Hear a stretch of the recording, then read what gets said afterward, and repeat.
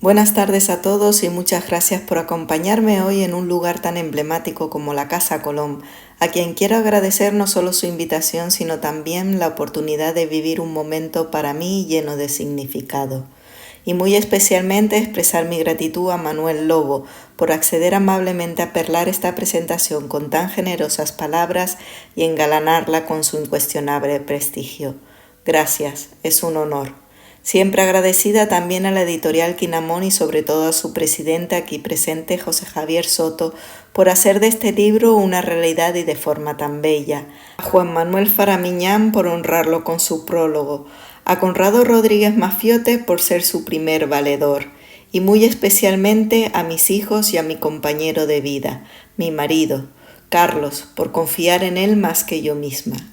A todos, gracias. Gracias porque solo con su ayuda ha sido posible que hoy esté aquí ante ustedes para decirles que tengo algo nuevo que contarles sobre Colón.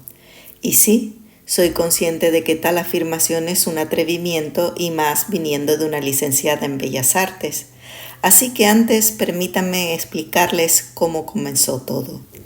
Era el año 2003 y el Código Da Vinci se había convertido en un fenómeno editorial, y quizás por eso, al hojear una revista de historia, un cuadro llamó mi atención. Su título, Los últimos momentos de la vida de Cristóbal Colón, de Luigi Schiarello.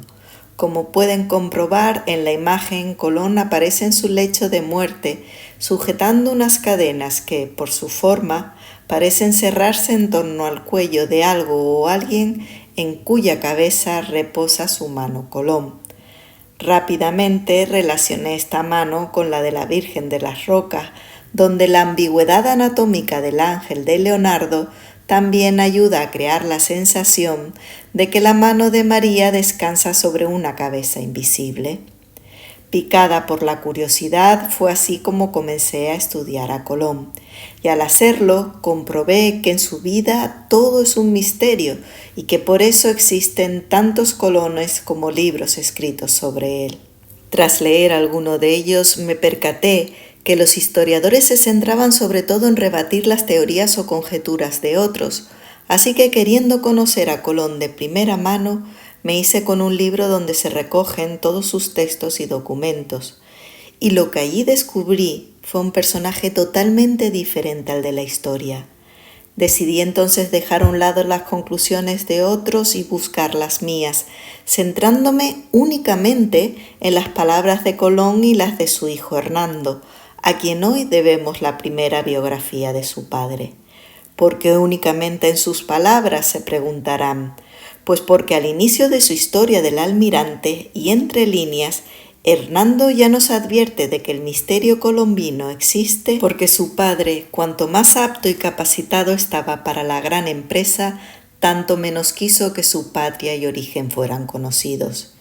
Y que a lo largo de su vida, de la misma manera que la mayor parte de sus actos fueron realizados por algún misterioso designio, tampoco lo que se refiere a tal nombre o apellido se produjo al azar. De ser ciertas estas palabras, el descubrimiento habría sido planificado, hasta el punto de elegirse el nombre y apellido de su protagonista, ocultándose así su verdadera identidad y de quienes la apoyaron.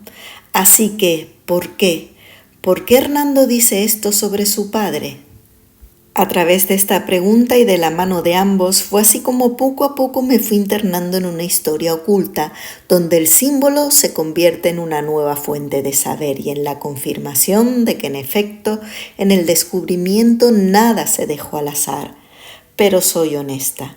Este libro no es una novela como el Código Da Vinci y tampoco un texto académico propiamente dicho, aunque cada conclusión se ve respaldada por la documentación de su tiempo y el testimonio de sus protagonistas, por lo que gran parte de su contenido son citas.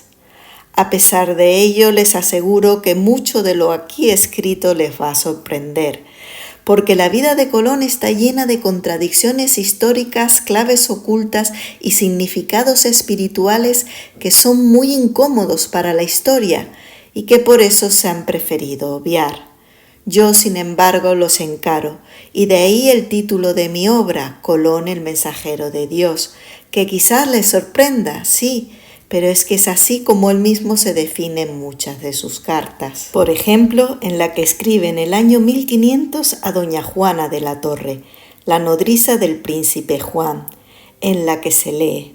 del nuevo cielo y tierra que decía nuestro Señor por San Juan en el Apocalipsis, después de lo dicho por boca de Isaías, me hizo mensajero y mostró aquella parte. Hoy este tipo de declaraciones se consideran mera superchería, pero si no prejuzgamos e intentamos averiguar qué de cierto hay en ellas, comprobaremos que en efecto así fue, ya que tras el descubrimiento y como se asegura en el Apocalipsis, desaparecieron el primer cielo y la primera tierra, el cielo y tierra antiguo de nuestros clásicos, y el mar, su mar tenebroso, ya no existió más. Y desde entonces, tal y como se afirma en Isaías, todo lo del pasado ha sido olvidado y nadie lo recuerda más, porque ¿cuántos de los aquí presentes recuerdan el cielo y tierra de Heródoto o Eratóstenes, plano y limitado? Hoy, sin embargo, la historia oficial afirma que Colón murió creyendo que había llegado a Asia, y ello a pesar de que ante la propia doña Juana de la Torre, Colón abiertamente declara: he puesto bajo el señorío del rey y de la reina nuestros señores otro mundo, y por donde la España que era dicha pobre es la más rica. El texto no puede ser más claro. Colón sabía que aquel era otro mundo, otro cielo y otra tierra, y por eso lo conquista para España.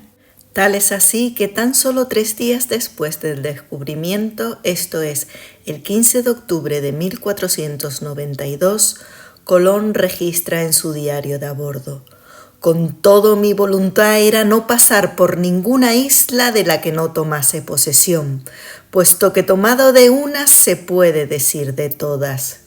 Curiosas palabras de quien, según la historia oficial, era un lanero de Génova que solo quiso abrir una nueva ruta comercial, ¿no les parece? Sobre todo porque ese mismo comerciante de lanas genovés, ante doña Juana de la Torre, también brama: yo debo ser juzgado como capitán que de tanto tiempo hasta hoy trajo las armas a cuestas, sin dejarlas una hora, y de caballero de conquistas. Colón, por tanto, no se ve a sí mismo como un mercader, no, sino como un caballero de conquistas. Y como un caballero de conquistas también debían verlo los reyes católicos, ya que sólo así se entiende que en las capitulaciones de Santa Fe, esto es, en el contrato firmado con la corona antes de partir hacia el descubrimiento, Colón fuera encumbrado a los cargos de almirante mayor de la mar Océano y visorrey y gobernador general de todas aquellas islas y tierras firmes que por su mano o industria se descubrieren o ganaren en las dichas mares océanas. Sí, han oído bien, que por su mano o industria se descubrieren o ganaren, lo que nos confirma que Colón no se internó en el Atlántico para comerciar, no, sino para descubrir y conquistar. Pero ¿para descubrir y conquistar dónde? ¿En Asia? ¿Era Asia una tierra donde descubrir y conquistar a finales del siglo XV? Y la historia oficial nos dice que sí, y que cuando el 9 de diciembre de 1492 Colón creyó haber llegado al Japón, españolizó a los samuráis al tomar posesión de la isla y renombrarla con el nombre de Española.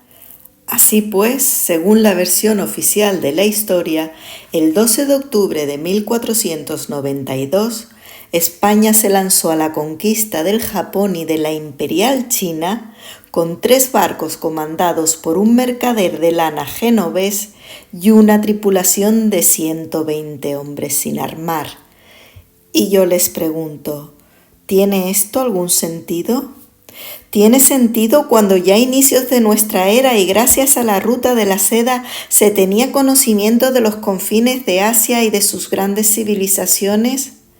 El 19 de mayo de 1506, a las puertas de la muerte, Colón firmó su testamento y codicilo, y en él espera poder repartir algún dinero entre sus seres queridos, ya que la renta de las dichas indias es, dice, de la Iglesia. Los inmensos beneficios económicos que Colón pactó en las capitulaciones de Santa Fe, por tanto, nunca engrosaron sus arcas, sino las del Vaticano, un proceder, el voto de pobreza, muy propio de los caballeros de una orden militar, y que ayuda a comprender por qué 4 años antes, ante el mismísimo Papa Alejandro VI, Colón confiesa: «Esta empresa se tomó con el fin de gastar de lo que de ella se consiguiese en el presidio de la Casa Santa la Santa Iglesia. Después que fui a ella y visto la tierra, escribí al rey y a la reina, mis señores, que en 7 años yo pagaría 50.000 de pie y 5.000 de a caballo en la conquista de ella». En efecto, como buen caballero de conquistas y muy mal comerciante, con las riquezas de las tierras que descubría y conquistaba, Colón pretendía reclutar ejércitos de cruzados para recuperar para la Santa Iglesia la Casa Santa o Santo Sepulcro de Jerusalén. Porque sí, la recuperación del reino de Jerusalén siempre fue el principal de sus anhelos, hasta el punto de encabezar una de sus cartas a los reyes con estas palabras tan llenas de determinación: «Cristianísimos y muy altos príncipes, la razón que tengo de la restitución de la Casa Santa a la Santa Iglesia militante es la siguiente. Y es que basta observar el periplo seguido por Colón en el descubrimiento para comprobar que cruza el Atlántico entre las latitudes de los cabos Bojador y Nam, presentes en la bula intercaetérea de 1456, con la que el Papa Calixto III extendió el área de influencia de la Orden de Cristo en el Atlántico sin interrupción hasta los indios. Años más tarde, su sobrino, el Papa también Borja Alejandro VI, a la hora de otorgar el dominio de aquellas tierras al reino de Castilla y León, en su bula primera intercaetérea, se verá obligado a precisar que la expresión hacia los indios presentes en la bula de su tío era hacia el occidente y por tanto hacia los indios de América. Antes de su descubrimiento, por tanto, América ya estaba bajo la influencia de la Orden de Cristo, la orden a la que estaban ligados los Perestrelos, la familia política de Colón, y un Colón al que se refiere el propio Papa Alejandro VI en su bula como muy amado hijo. Pero las bulas de los Borja también evidencian algo más. Y es que en base a su reconocida autoridad universal o dominium mundi, los papas eran quienes autorizaban y legitimaban la conquista en ultramar. Roma, por tanto, debía atesorar el conocimiento de aquellas tierras y prueba de ello es que durante los llamados pleitos colombinos, esto es, durante los pleitos que enfrentaron a la corona con los descendientes de Colón, el fiscal preguntará a los testigos si en 1492 Martín Alonso Pinzón tenía noticia cierta y escrituras de la tierra, las cuales había habido en Roma de la librería del Papa Inocencio VIII. Y sí, las había habido, ya que muchos testigos confirmarán que antes de partir con Colón hacia el descubrimiento y como reputado marino al servicio de los reyes católicos, Alonso Pinzón había viajado a la Roma del Papa Inocencio VIII para recibir información y un mapamundi de las tierras que iba a descubrir junto a la instrucción de la navegación. Basta asomarse a las páginas del diario de a bordo del primer viaje para comprobar que en efecto, al cruzar el Atlántico, Colón y los Pinzón consultan mapas y comparten información de aquellas regiones. Y no, aquella información no podía ser de Asia, y prueba de ello es que el humanista Pedro Mártir de Anglería, amigo, protegido y según algunos familiar del propio Papa Inocencio VIII, a la par que amigo personal de Colón, Pocos meses después del descubrimiento, no solo llama a Colón el descubridor de un nuevo mundo, sino que además llama a ese nuevo mundo Indias de Occidente, distinguiéndolas así de las Indias de Oriente del Viejo Mundo. Muchas Indias, ¿verdad? Un lío, pero se entiende, porque el nombre de Indias proviene de la palabra sánscrita Sindhu y la persa Indo, que aludía a una gran corriente de agua, ya fuera la del océano o la de un río. Así que, como en ese primer cielo y tierra que hoy hemos olvidado, el océano era concebido como un gran río que fluía en torno a los continentes de Europa, Asia y África, fácilmente podemos comprender por qué desde tiempos remotos no solo se llamaron Indias a las tierras situadas más allá de la gran corriente del río Indo, sino también a las tierras firmes y muchas islas que existían más allá de la gran corriente del río Océano. Por eso, en 1498, a la hora de redactar su mayorazgo, Colón será claro al declarar: y plugo a nuestro Señor Todopoderoso que en el año 1492 descubriese la tierra firme de las Indias y muchas islas, entre las cuales es la española que los indios de ella llaman Haití. La tierra firme de las Indias, del continente de Indias, un continente que no podía ser Asia, porque Asia se llamaba Asia y ya estaba descubierta. Así que respiremos tranquilos, porque España nunca creyó haber conquistado el Japón, sino la isla de Haití de las hoy llamadas Américas. Pero esta confusión evidencia hasta qué punto la existencia de dos Indias ayudó a mantener oculto el conocimiento de las Américas tras la geografía de las Indias de Asia, siguiendo una práctica geográfica que ya a principios de nuestra era Estrabón llamaba transposición de la información. Así que, si quieren saber en qué consistía esta práctica, les aconsejo que regresen pronto a esta Casa Colón para contemplar en una de sus salas el planisferio de Walsimula. Pero no se fijen en su occidente, donde por primera vez aparece rotulado el nombre de América, sino en el oriente, en Asia, porque allí fácilmente distinguirán una parte plagada de toponimias que, separada por una cadena montañosa, deja al oriente una enorme malformación o península ficticia,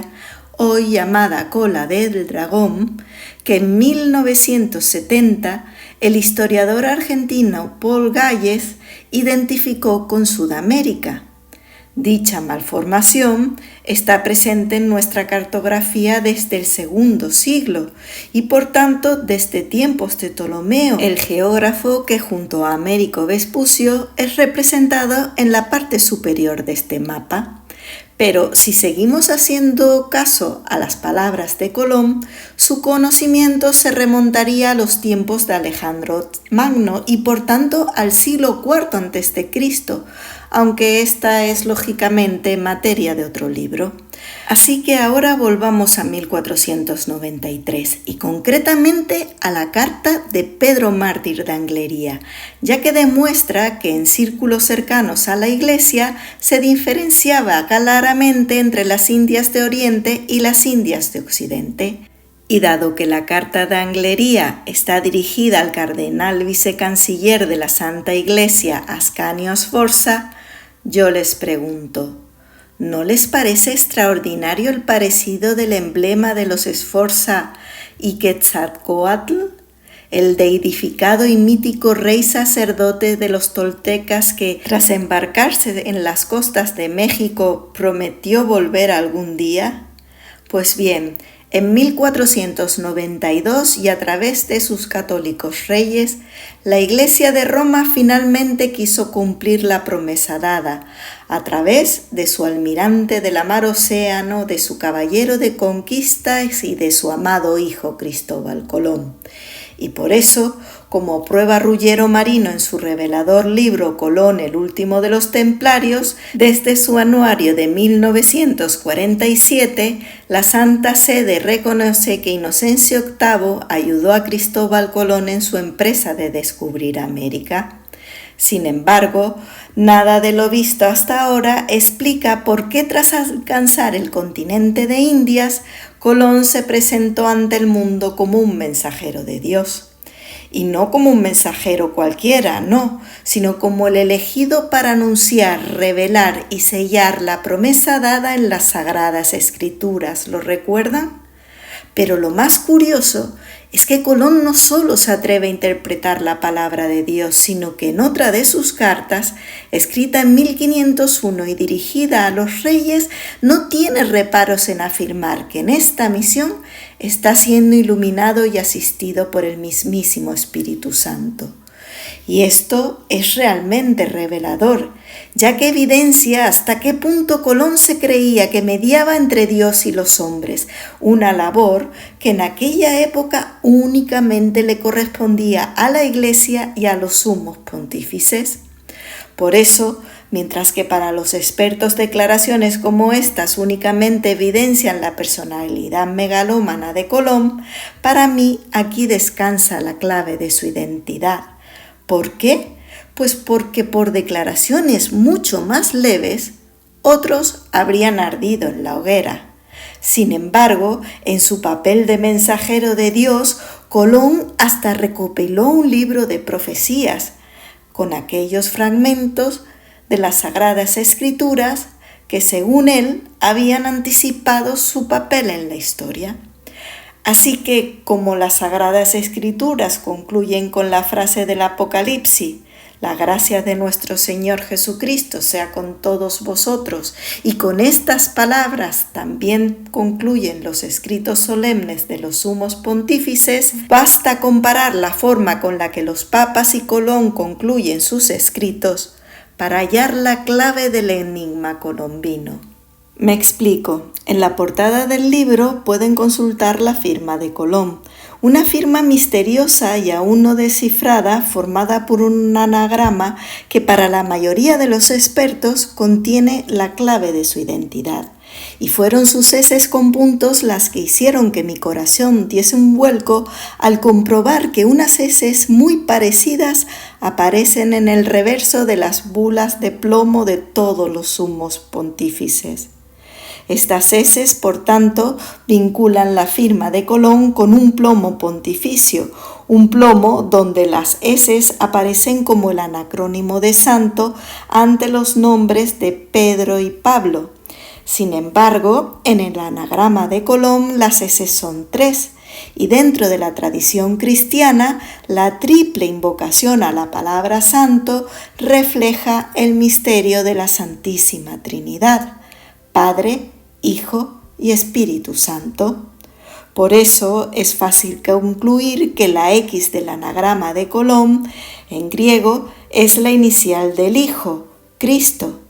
y la I, la inicial en hebreo de Yahvé, el Padre, y por lógica la A y la M de la columna central debe estar relacionada con el Espíritu Santo. Pero, ¿cómo? Durante el Renacimiento, sabios como Giordano Bruno o Marsilio Ficino defendieron que el anima mundi de la filosofía clásica enlazaba con el Espíritu Santo cristiano. Así que, bajo mi punto de vista, el alma del mundo, en latín, es el significado hermético de las siglas AM del anagrama de Colón.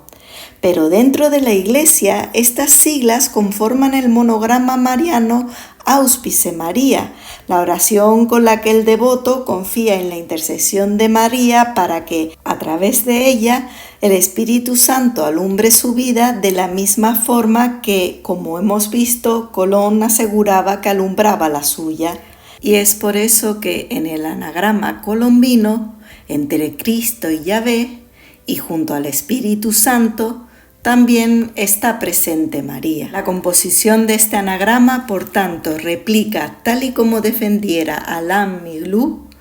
la composición artística de la coronación de María como reina del cielo y de la tierra. ¿Por qué? Pues porque la devoción mariana de Colón es incuestionable, ya que en uno de los retratos más antiguos que de él se conservan, Colón aparece a los pies de María porque como reina del cielo, ella es la Stella Maris o estrella del mar que guía a los navegantes. Pero si nos fijamos en el manto de esta Virgen, comprobaremos que éste toma la forma de una montaña, ya que como reina de la tierra, María es el punto de encuentro con la madre tierra de los indígenas americanos, y quizás por eso, para facilitar su cristianización, tras el descubrimiento, el culto mariano poco a poco fue ganando protagonismo en la Iglesia gracias a vírgenes cuyos mantos les confieren precisamente la forma de una montaña, de esas montañas tan veneradas en América. Y es que, ¿cómo extrañarnos? Católica significa universal, y una Iglesia católica o universal, al igual que una Roma imperial, es aquella que es capaz de transformarse para acoger en su seno al mayor número de gentes posibles. Y en este sentido, y ante el mismísimo Papa Alejandro VI, Colón siempre fue claro: yo espero de nuestro Señor de divulgar su santo nombre y evangelio en el universo. Consciente de tan católicas palabras, encaré el siguiente reto, la enigmática frase expoferens que Colón escribe bajo su anagrama. Muchos relacionan esta frase con su nombre en latín Cristóforo, que significa el portador de Cristo, ya que según la leyenda, San Cristóbal de Licia portó a Cristo a través de un peligroso río, del mismo modo que aquel al que llamamos Cristóbal Colón portó al cristianismo a través del peligroso río oceánico. Pero, como bien señalan los expertos, esto es un error, ya que expoferens realmente significa el que porta para Cristo, lo que hace que no pocos se pregunten sobre lo que realmente creyó portar Colón. Para mí, sin embargo, esta frase tiene otro sentido, porque el que porta para Cristo es el que trae para Cristo y por tanto el que cristianiza, al igual que un apóstol. Así que, como en griego la palabra apóstol significa precisamente mensajero, y como hemos visto, Colón se considera a sí mismo un mensajero de Dios, es evidente que la frase expoferens identifica a Colón precisamente como un mensajero o apóstol de Dios. Y esto es muy revelador, ya que dentro de la Iglesia se enseña que por instrucción divina solo los obispos suceden a los apóstoles. Así que, ¿cómo es posible que Colón se defendiera a sí mismo como un expoferen o apóstol de Cristo? Esto es, como un obispo. La clave la encontré en la rúbrica nunca descifrada que precede a la frase expoferens, porque una atenta mirada nos revela que está formada por un 8 y una I, las iniciales de Inocencio VIII, tal y como revela de forma más clara otros muchos documentos presentes en el portal de archivos españoles. La firma de Colón es, por tanto, la firma del expoferens u obispo de Roma, al que sus propios coetáneos llamaban Marino Genovés, y que, como hoy reconoce la Santa Sede, ayudó a Colón a destruir el primer cielo y tierra, revelándonos un mundo nuevo, el actual. Sí, revelándonos, porque eso es precisamente lo que significa en griego apocalipsis, revelación. Y por eso, en las Sagradas Escrituras, al igual que en el anagrama de Colón, la palabra santo repetida 3 veces únicamente aparece en 2 ocasiones. ¿Adivinan cuándo? Efectivamente, cuando un celestial coro de ángeles celebra el cumplimiento de la palabra dada por Dios, tanto en el Apocalipsis del Nuevo Testamento del Hijo, como en el libro de Isaías del Viejo Testamento del Padre. Así pues, el anagrama de Colón es la bula o sello de plomo con el que Inocencio VIII selló la palabra dada por Dios en las Sagradas Escrituras antes del fin de los tiempos. Sí, han oído bien, antes del fin de los tiempos, porque ¿les suena de algo la era de Acuario? Pues bien, el fin de los tiempos siempre ha significado eso, el fin de una era astrológica, una era que marcaba el desarrollo evolutivo y espiritual del hombre. Hoy la tumba de Inocencio VIII puede ser visitada en la nave central de la Basílica de San Pedro del Vaticano, y allí, como bien ha revelado Ruggiero Marino, en el epitafio de su tumba se registra: en su pontificado la gloria del descubrimiento del nuevo mundo. Sin embargo, por ese misterioso designio ya señalado por Hernando, Inocencio VIII murió precisamente el día de la onomástica de San Cristóforo, esto es, el 25 de julio de 1492, y por tanto 8 días antes de que Colón partiera del puerto de Palos. Así que la gloria del descubrimiento no pudo ser durante su pontificado. O tal vez sí, porque desafiando la historia oficial y como bien apunta Ruggiero Marino, en esta tumba tallada en mármol, 1497 aparece como el año de la muerte del Papa y no 1492.